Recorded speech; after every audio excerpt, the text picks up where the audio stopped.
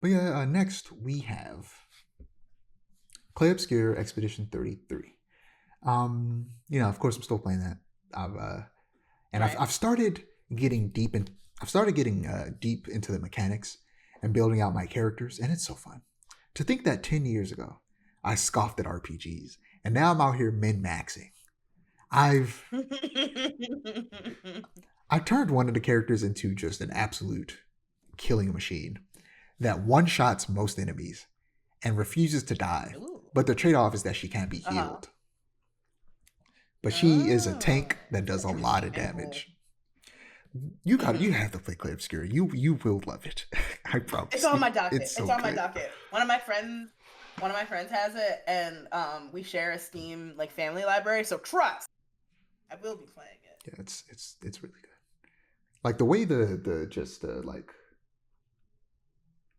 like equivalent of like what is it called in Final Fantasy?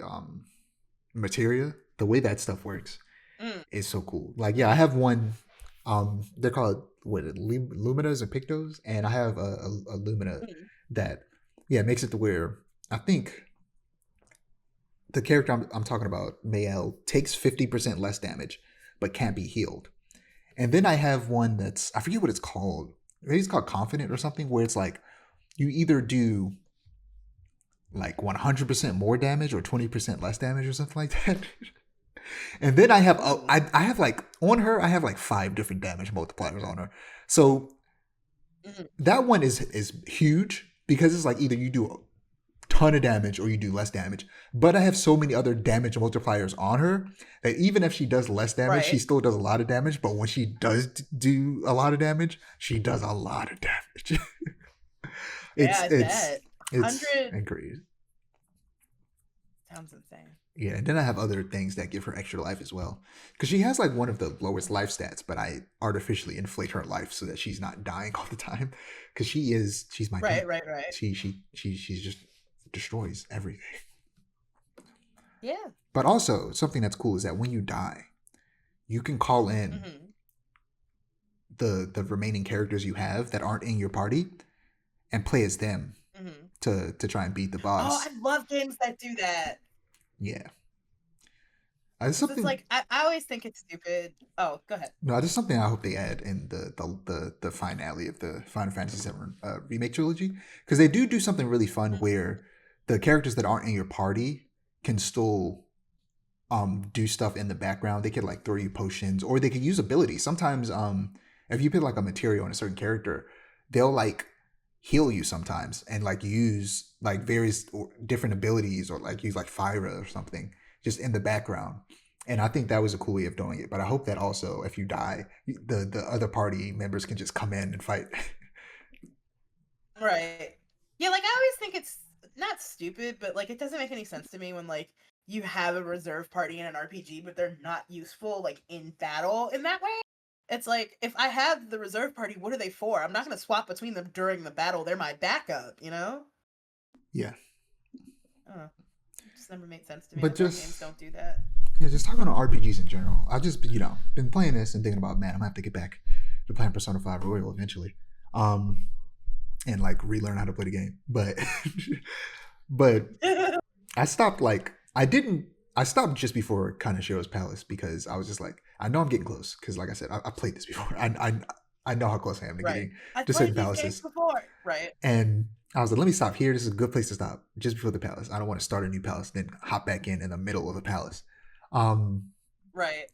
and I was just thinking about how now that the team split and like the team that worked on Persona 5 are off doing not Persona stuff, but they still play like Persona games. I'm really excited to see Right. what they make next because I gotta play. I'm gonna Yeah. play Metaphor eventually.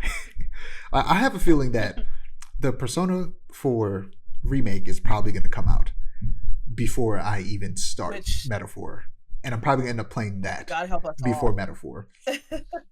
It's just gonna take over my life. But like Real. I'm curious to see what they're going to do because they could do anything, whether they want to continue with Metaphor as a new Yeah. franchise or they want to make another original project that just has the same, gameplay style and calendar system. And something I want them to do that they don't do with Persona, but I'd love that they did do this with Persona, is to just step outside of high school. Like, have a Persona Yeah. game, like, if you want to stick with school, have it be college. But I would also love to see Right. a Persona that, what if, I think I've literally said this before in the podcast, what if, like, a Persona that takes place in, like, an office space, and if it was specifically like a game studio and then pulling from, like, their real life experience, that would be really fun. That'd be a banger. And, like, similar to, like, Persona 4, you go into the TVs, and this one, you go into games. Actually, that would just be a cool idea for a Persona game, even if it took place in high school. If instead of, Sure, like, sure. that they went into a game system, that would be cool, actually. Mm. I feel like with the like this most newest Persona being green, on the color like scale, because we've gotten red, blue, yellow, orange technically with Persona Q2, and purple with Persona the first Persona Q. I really do hope that it's more technologically focused. I just get this feeling, like between the green and all the mystery about it, I feel like it's going to be tech focused, and I think that would be a really fun way to do it, like going into a I video feel game like or something along those because it's lines. green, it could be maybe it could be fantasy focused, but they did just do that with metaphor, so who knows? Yeah, and then also like for all that, just release a new Etrian Odyssey Atlas eye emojis, but